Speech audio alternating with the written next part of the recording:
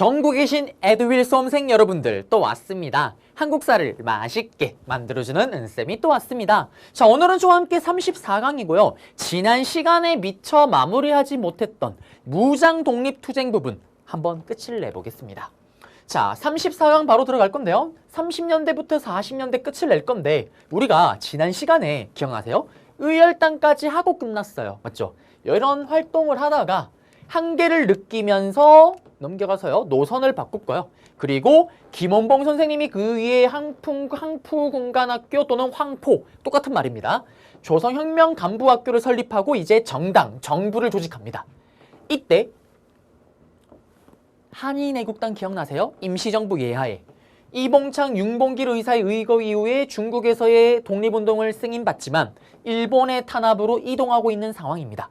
그리고 이런 상황 속에서 여러 독립운동 단체들이 연합을 해서 일본에 같이 맞서 싸우려고 노력을 했다라는 거. 그리고 이제 30-2를 시작해 볼 겁니다. 옆으로 가볼게요. 판서로 잡을 겁니다. 우리는 1930년대 중반이에요. 이제 중반부터 해서 해방 광복을 맞이했던 1945년까지 갈 겁니다. 그러면 여기 내용을 잡기 위해서 우리가 앞에서 뭘 봤었나요? 의열단 내용을 잡았었죠. 그리고 30-2, 정확하게 1935년부터 해서 30-2가 시작이 됩니다. 그러면 여기를 판서로 잡을 건데 여기는 이렇게 한반도를 그리고 중국 지도를 그려줘야 됩니다.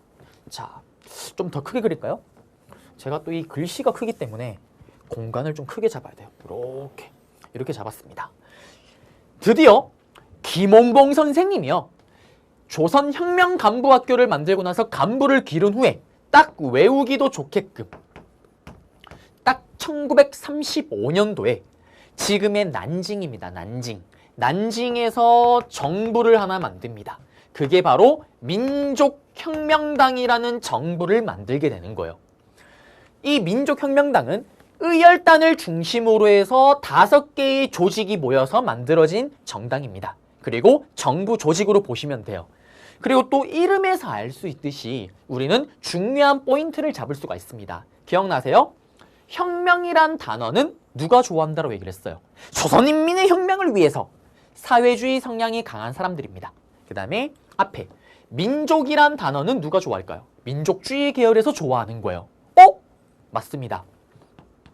민족이란 단어와 혁명이란 단어, 민족주의 계열과 사회주의 계열이 힘을 모아서 같이 만든 게 바로 민족혁명당입니다. 리더 역할을 했던 게 김원봉의 의열단이고요. 그러면 이 민족혁명당이라는 조직은 어떤 조직입니까? 기억나세요? 1927년도에 60만 세 운동을 계기로 그 다음 조선민흥회, 그 다음 정우의 선언을 계기로 만들어졌던 신간회가 국내에 있었던 좌우합작단체였잖아요. 그 이후에 시간이 흘러 1935년도에 중국 만리장성 넘어 중국 본토에서 만들어진 좌우합작단체가 바로 민족혁명당이다라는 거. 그러면 민족혁명당은 어떤 단체입니까, 여러분들? 좌우합작단체였다라는 거. 그런데 시간이 지나면 지날수록 민족혁명당 안에서 사회주의 성향이 강한 사람들의 파워가 세지는 거예요. 그래서 여기 있던 민족혁명당에 민족주의 계열 사람들이 싹 다 이탈해버립니다. 이때 원래 합류했던 분들이 누가 있냐? 저기서 한국 독립군을 이끌었던 지청천 장군, 그리고 조소왕 선생님.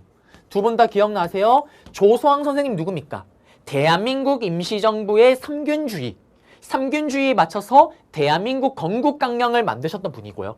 지청천 장군님은 한국 강복군, 임시정부 예하의 군대 총사령관을 맡았던 분입니다. 이때 사회주의 성향이 강하면서 이분들이 다 이탈해버리는 거예요. 그러면서 이들이 어디로 합류를 할까요? 임시정부로 합류를 합니다. 그리고 이때 민족혁명당이 이렇게 좌우합작단체가 만들어질 때 35년도 같으니까 지금 한인애국단 이후에 이봉창, 윤봉길 의사 의거 이후에 상하이에 있던 임시정부도 이동을 하고 있잖아요. 그때 김원봉 선생님이 원래 김구 선생님에게 제안을 해요. 선생님, 선생님, 우리 같이 힘을 모아서 같이 일본과 싸웁시다, 선생님. 여기로 오세요, 선생님. 그러자 김구 선생님이 거절을 해요. 왜? 여기에 합류를 하려면 임시정부를 없애야 되는 겁니다. 흡수가 되는 거잖아요. 미안하네, 원봉씨. 나는 내 갈 길을 가겠네. 그러면서 임시정부는 계속 이동을 하고 있는 겁니다. 한편 사회주의 성향이 강해지면서 남아있는 사회주의 사람들을 중심으로 해서 민족혁명당이 다시 한번 리모델링이 돼요. 그러면서 이름이 바뀝니다. 조선민족혁명당이라 그래서 조선이란 단어를 앞에 붙여버려요. 자, 조선이란 단어는 누가 좋아합니까? 사회주의 애들이 좋아하는 이름이잖아요. 조선이 붙었다는 말은 사회주의 성향이 더욱더 강해졌다는 걸 보여줍니다. 근데 여러분들 레벨에서는 사실 조선민족혁명당이나 민족혁명당이나 다 똑같다라고 보시면 돼요. 자, 난징에서 이렇게 만들어졌던 민족혁명당 이꼬르 조선민족혁명당이 위기를 맞이합니다. 일본이 30년대의 전쟁에 미쳐가잖아요. 1931년도에 만주사변, 37년도에 중일전쟁, 1941년도에 진주만 공습으로 시작되는 태평양전쟁. 중일전쟁이 터지면서요, 중국 본토로 일본 군대가 대규모로 들어옵니다. 그러면서 난징도 쑥대밭이 되는 거예요. 여러분들 상식선에서 들어봤을 만한 난징 대학살 들어보셨을 거예요. 이 난징 대학살이 중일전쟁이 터졌던 1937년도에 일어납니다. 이때 일본이 얼마나 쓰레기냐면 눈에 보이는 거, 삼강정책이라 그래서 다 불지르고 약탈하고 다 죽여버립니다. 난징 대학살의 결과 난징 지역에 있던 중국인들이요, 한 달 만에 수십만 수만 명이 죽습니다. 지금 또 정확하게 몇 명이 죽었는지 측정 불가해요. 쓰레기도 이런 쓰레기들이 없습니다. 그러니 난징에 있던 조선민족혁명당 이꼬르 민족혁명당 위기를 겪을 수밖에 없겠죠. 그러면서 도망갑니다. 밑으로 도망을 가요.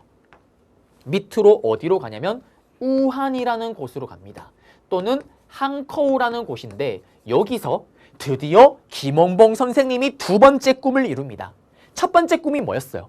제대로 된 조직과 정부를 만들어서 일본과 싸우고 싶다. 두 번째 꿈이 뭐였습니까? 제대로 된 군대를 또 만들어서 일본과 싸우고 싶다. 드디어 두 번째 꿈. 군대를 중일전쟁이 터지고 나서 밑으로 내려가면서 그 다음에, 연도를 외울 필요는 없지만 그 다음에 1938년도에 드디어 군대를 만듭니다. 그 군대가 뭐냐면 조선의용대입니다. 조선의용대. 시험에 조선의용대가 단독으로 나올 수가 있습니다. 심하기 때문에 나올 수가 있어요.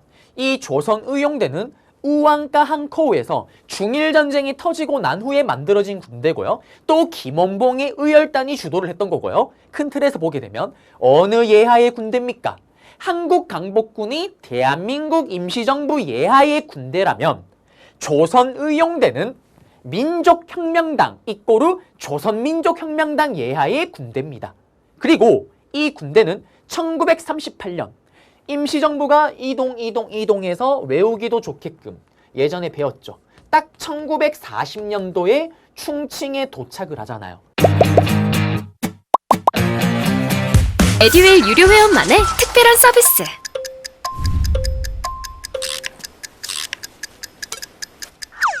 같이 하자.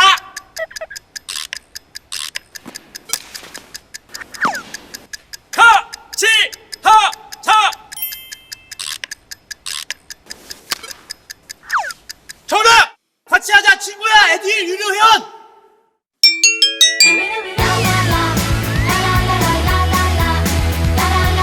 친구 소개하고 현금 받는 혜택. 오직 에듀윌 유료 회원에게만. 에듀윌.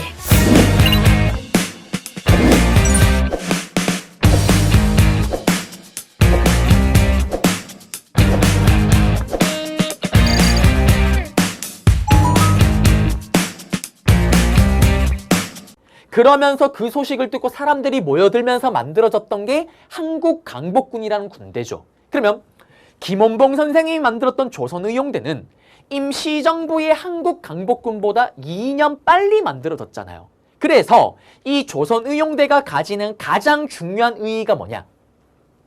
만리장성 넘어서 만주에는 옛날에 독립군이 있었지만 만리장성 넘어서 중국 본토에서 만들어진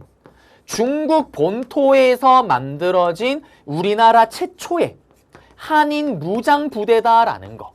이게 조선의용대에서 가장 중요한 의의입니다. 네, 공간이 좁아서 쓸 수가 없네요.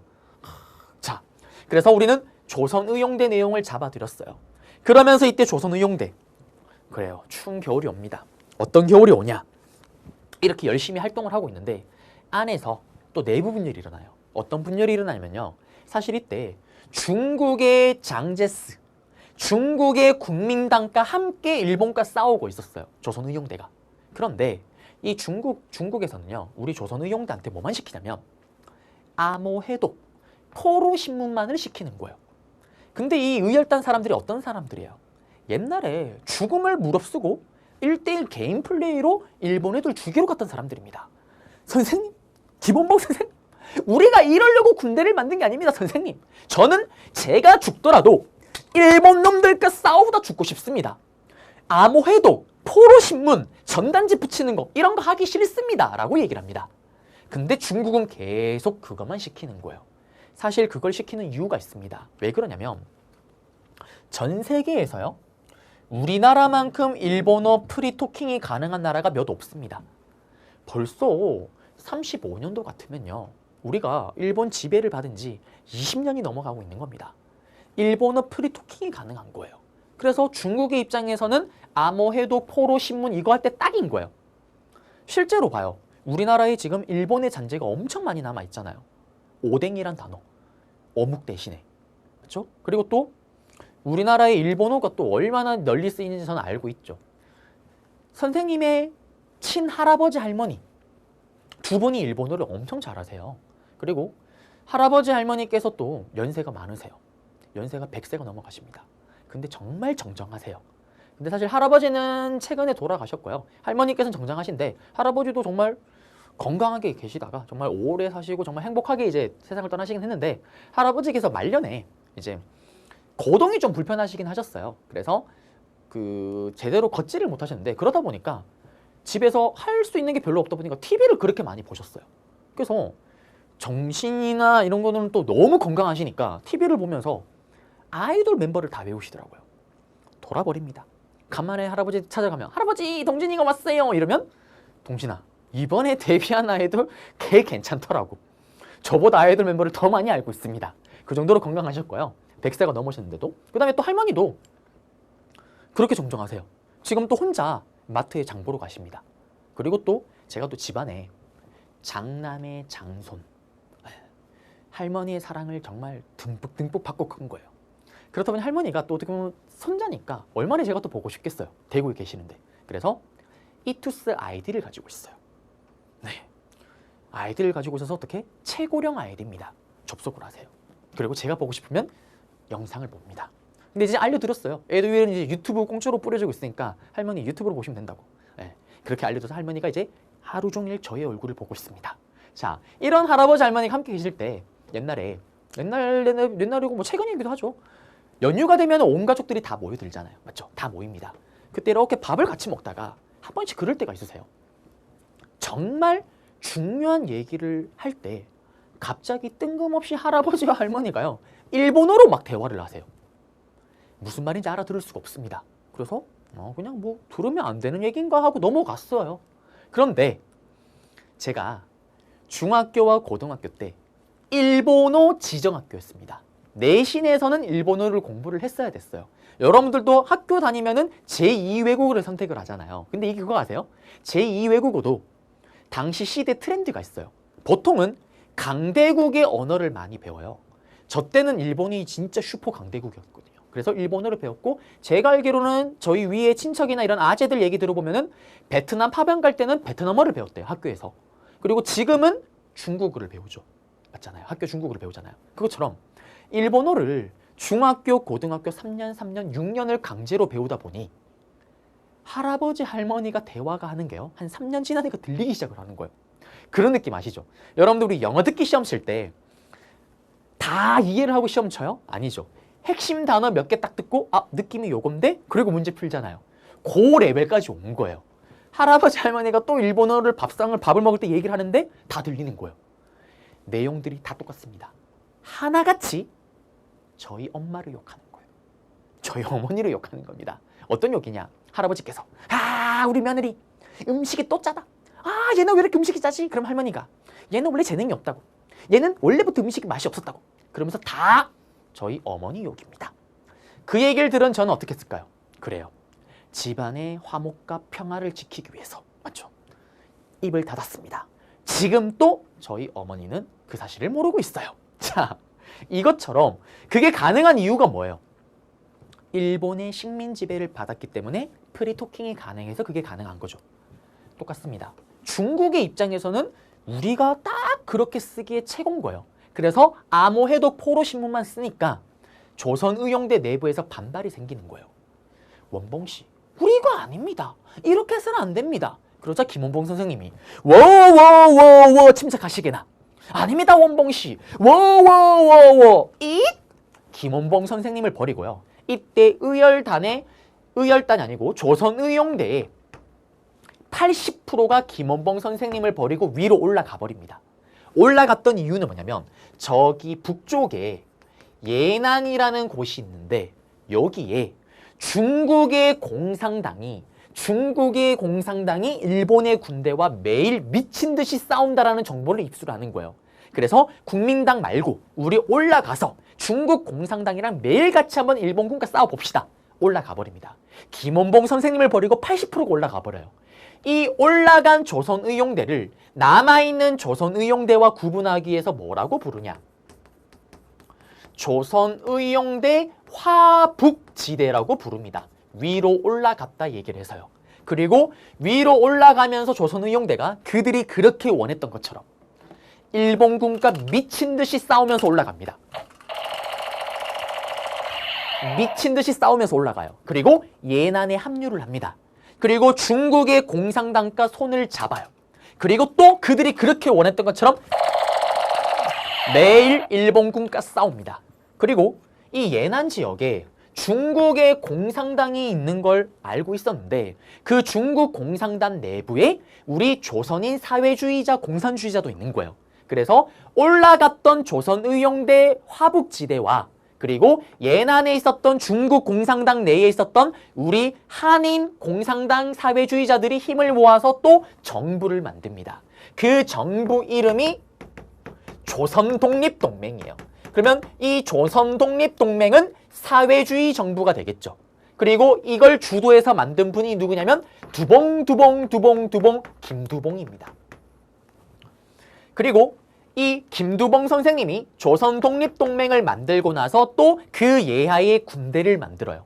조선의용대 화북지대 사람들을 중심으로 해서 군대를 만듭니다. 대군!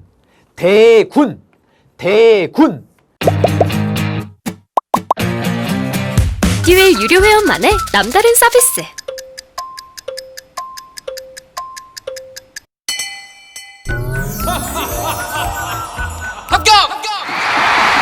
합격하고 돈도 받는 혜택. 오직 에듀윌 유료 회원에게만. 에듀윌. 무료 합격!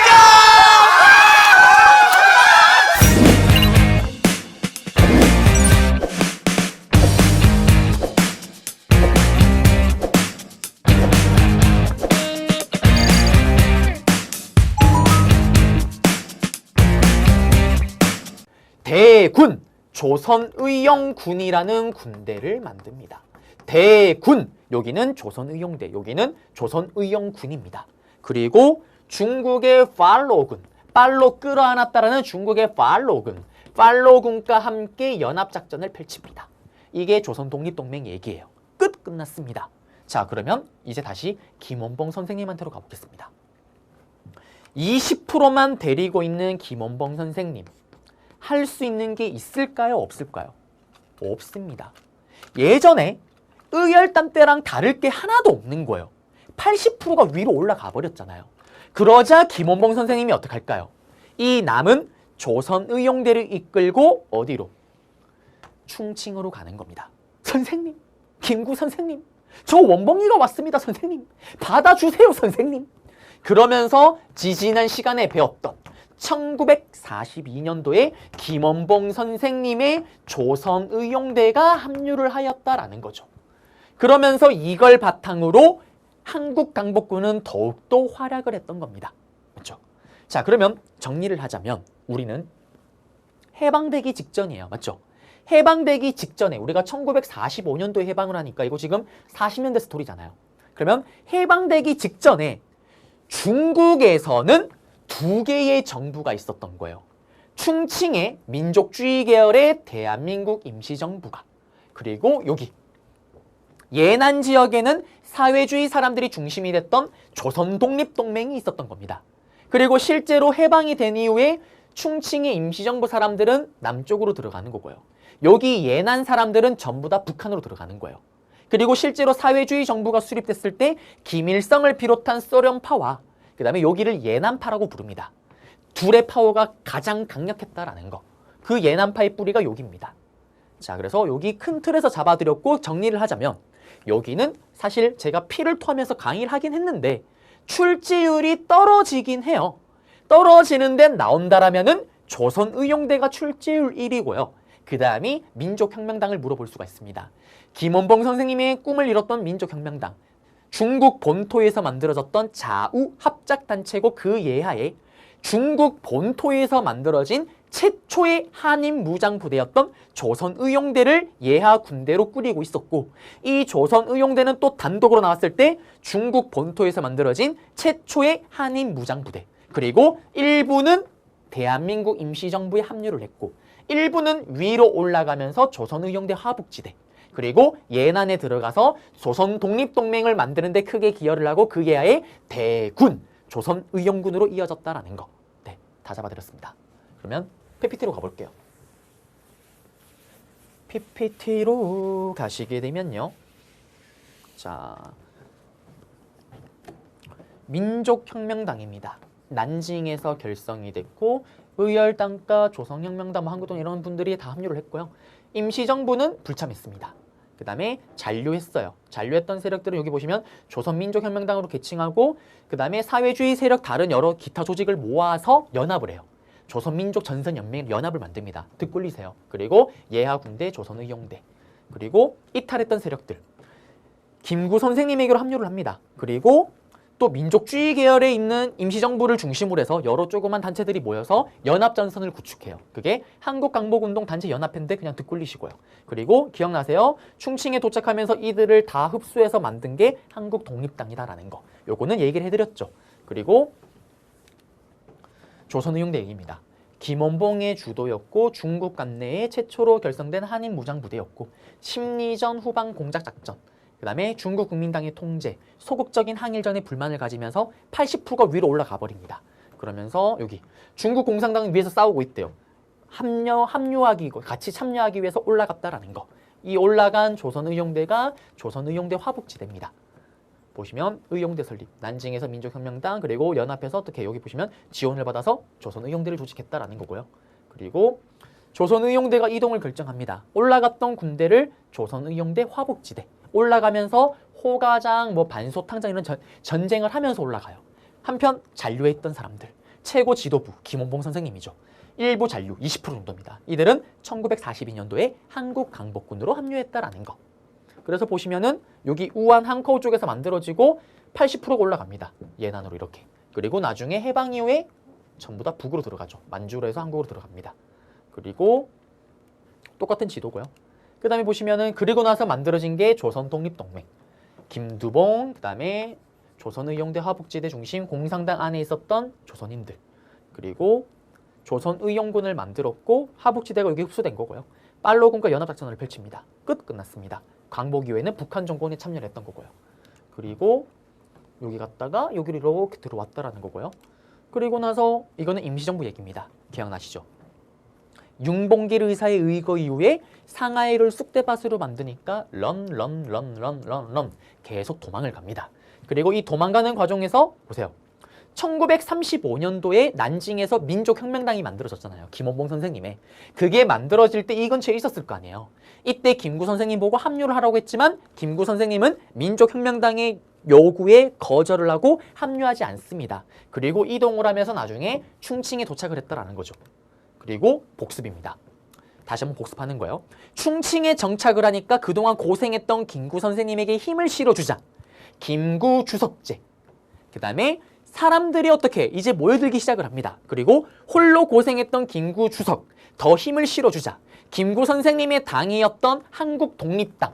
김구 선생님의 멤버들을 중심으로 해서 모든 당을 통합했던 한국독립당이 1940년도에 만들어지는 거고요. 그 다음에 또 사람들이 모여드니까 그걸 바탕으로 딱 40년에 민족혁명당에서 이탈하셨던 예전에 한국 독립군을 이끄셨던 지청천을 총사령관으로 한국강복군을 만듭니다. 그리고 요거는 심한데요. 심화의 심화예요. 아직까지 출제가 지난 20회차 문제에서 나온 적이 없긴 한 건데 한국강복군 행동중승 이건 어떤 거냐면요. 이거도 중국의 국민당이 지원을 해줘요. 장제스에. 한국강복군을 만들 때. 근데 이때 옵션을 걸어요. 우리가 도와주고 지원해 준 거니까 니들은 우리가 만들어 놓은 틀 안에서만 움직여라. 군대를 통제하고 싶어 했던 거예요. 그리고 실제로 통제를 합니다. 이걸 받아들이지 않으면 군대를 못 만드니까. 근데 나중에는 중국으로부터 벗어나요. 그러면서 이렇게 뒤에 활발한 활동을 할 수가 있었다라는 건데 그냥 그러려냐고 넘어가시면 됩니다. 그리고 여기는 또 했던 거 복습이죠.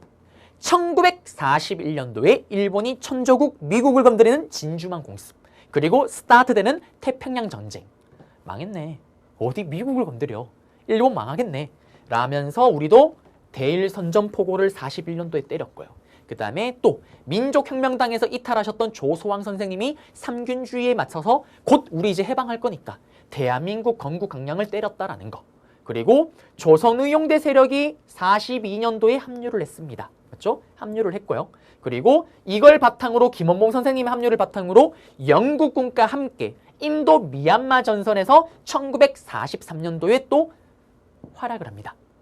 그걸 바탕으로 미국의 OSS, CIA라고 얘기를 했었죠. 전략정보국의 지원을 받아서 국내 정진군 입구로 국내 진공작전을 준비했지만 일본의 무조건 항복으로 원작 폭탄 2방에 의한 항복으로 결국엔 그냥 광복을 맞이했다라는 거.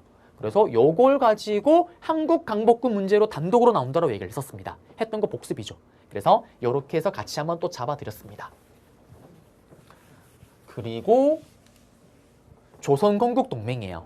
자, 우리 광복되기 직전에 국내에서는 조선건국동맹이 있었던 거예요. 국외에서는 충칭의 민족주의 계열의 대한민국 임시정부, 예난 지역의 사회주의 계열의 김두봉 선생님의 조선독립동맹이 있었다면 국내는 조선건국동맹입니다. 첫째, 합격에 최적화된 강의입니다. 시험에 나오는 문제 유형, 답도 정해져 있습니다. 제가 그 비법을 싹 다 알려드리겠습니다.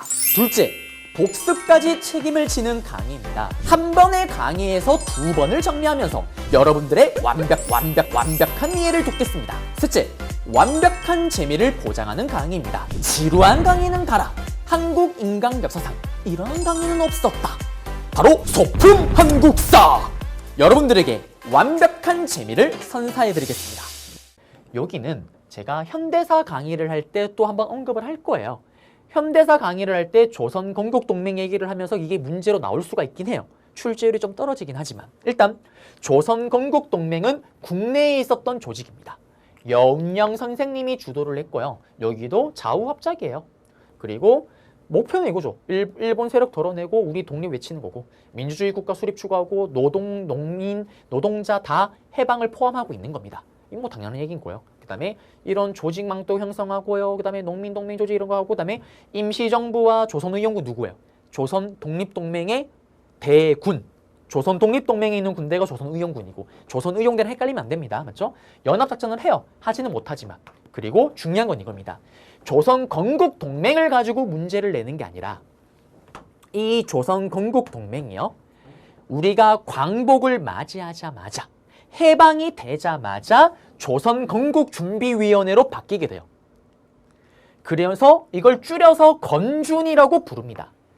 요거는 현대사 가서 얘기를 할 거예요. 이 건준이를 가지고 시험에 단독으로 낼 수가 있습니다. 그리고 이 여운령 선생님.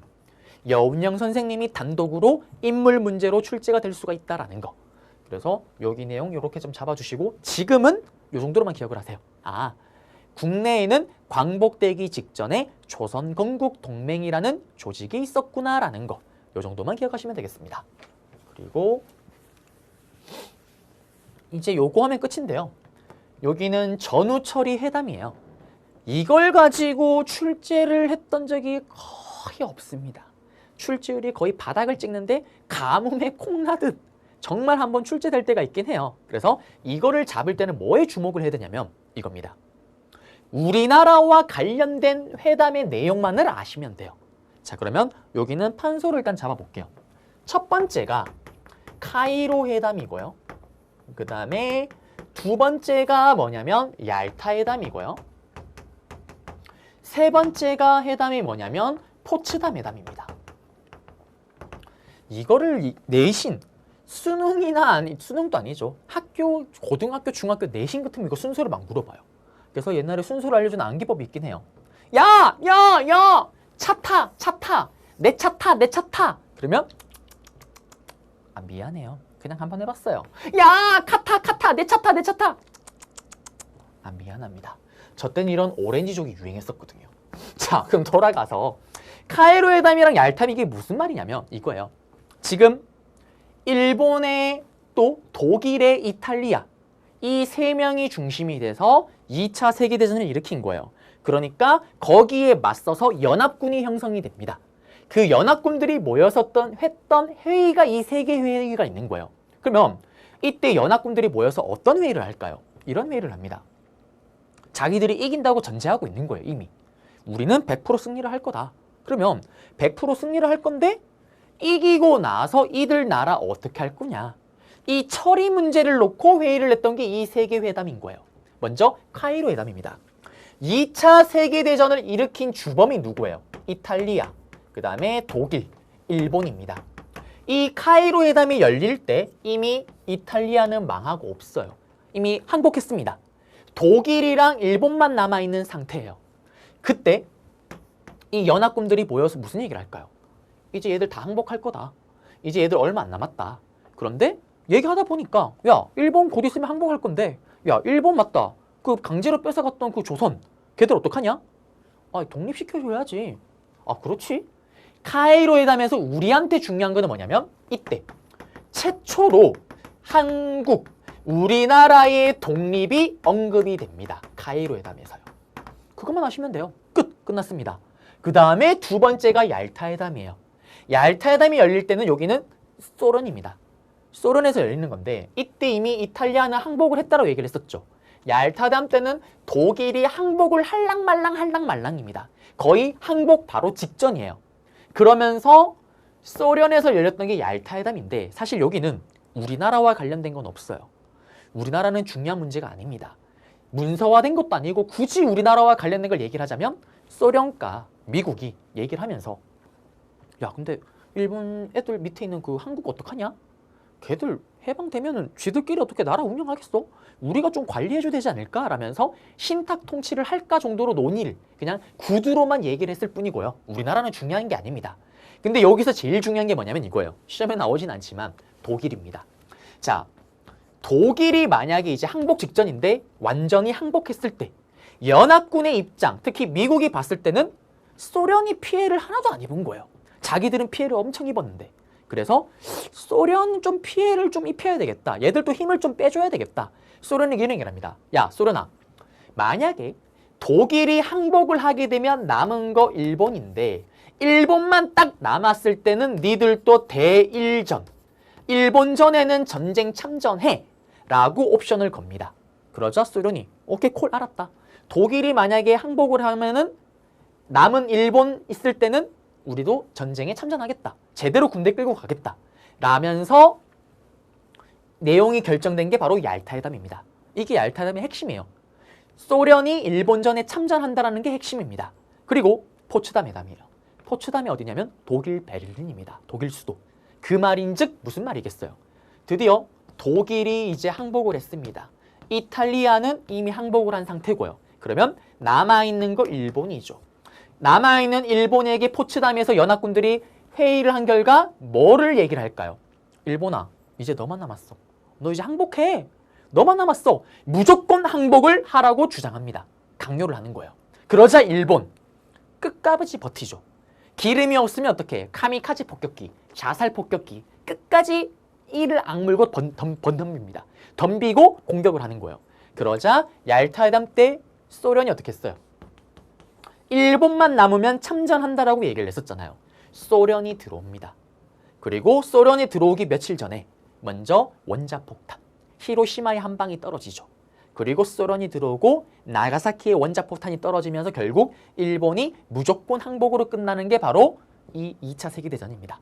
그리고 우리는 광복을 맞이하는 거죠. 그러면 포츠담 회담에서 또 중요한 내용이 뭐냐면 우리는 우리나라와 관련된 걸 봐야 되죠. 우리나라와 관련된 게 어떤 내용이 있냐. 카이로 회담에서 최초로 우리의 독립을 언급을 했어요. 그리고 여기 일본만 남았잖아요. 그러면 여기서는 연합군들이 어떤 얘기를 하냐면 이때 처음으로 얘기했던 거를 다시 한번 확인하는 거예요. 야, 우리 그때 이렇게 하기로 했잖아. 그러면 진짜 이렇게 하면 되겠지? 다시 한번 정하고 확정 짓는 거예요. 그러면서 이 포츠담 회담에서 우리와 관련 있는 건 뭐냐면 우리나라, 한국의 독립, 우리나라의 독립을 재확인하였다라는 거. 요거만 아시면 됩니다. 우리나라와 관련된 것만 알면 되니까요. 끝났어요. 그래서 여기 내용 잡아드렸고 PPT로 가볼게요. PPT로 가시게 되면은 카이로 회담이 보세요. 해방되기 2년 전이잖아요. 거의 다 끝나가는 시기입니다. 43년에 연합군이 승기를 잡아요. 그러면서 미국, 영국, 중국이 모여서 얘기를 하는데 처음으로 우리나라 독립을 약속하고 언급합니다. 이게 의의고요. 그 다음에 얄타회담입니다. 이제 8월 달에 우리가 강복이잖아요. 일본이 망하기 6개월 전이죠. 거의 끝나가는 겁니다. 독일 패전 임박하고 있는 거고요. 그러면서 이때 또 모여서 어떻게 소련의 대일전 참전, 이게 사실 제일 중요한 핵심이고요. 근데 우리나라와 관련된 거는 한반도에 나중에 일본으로부터 벗어나면 얘들 혼자 나라 운영하겠어? 미국은 40년, 소련은 20에서 30년을 관리해주는 신탁 통치를 합의한 건 아니고요. 그냥 구두로 얘기했다라는 거. 네. 그리고 포츠담 회담. 우리가 광복을 맞이하기 한 달 전이죠. 독일이 항복을 했습니다. 일본에 무조건 항복을 요구를 해요. 그리고 소련은 약속했던 대로 대일선전포고 때리고 일본전 참전합니다. 그리고 이때 핵심은 이거죠. 앞에 했던 카이로 회담의 내용을 다시 한번 재확인했다라는 거. 그래서 여기서는 한국의 독립을 재확인했다라는 거. 끝났고요. 그리고 나서 어떻게? 결국 이 요구를 일본이 계속 무시를 합니다. 그러면서 삐용삐용 원자폭탄, 소련이 들어오죠. 그러면서 결국 일본은 무조건 항복을 선언했다라는 거. 네, 이렇게 해서 우리는 포츠담 회담까지 다 봤습니다. 네, 이렇게 하면은 우리는 그래요. 다 봤습니다. 뭘 다 봤습니까? 여러분들이 가장 힘들어한다라는 무장 독립투쟁 부분 다 끝을 냈고요. 이제 일제시대도 딱 한 강만 남았습니다. 마지막 일본 시기, 일제식민지 때 사회, 문화 부분을 한번 또 살펴보도록 하겠습니다. 저는 그럼 또 다음 강좌에서 여러분들을 찾아뵙도록 하겠습니다.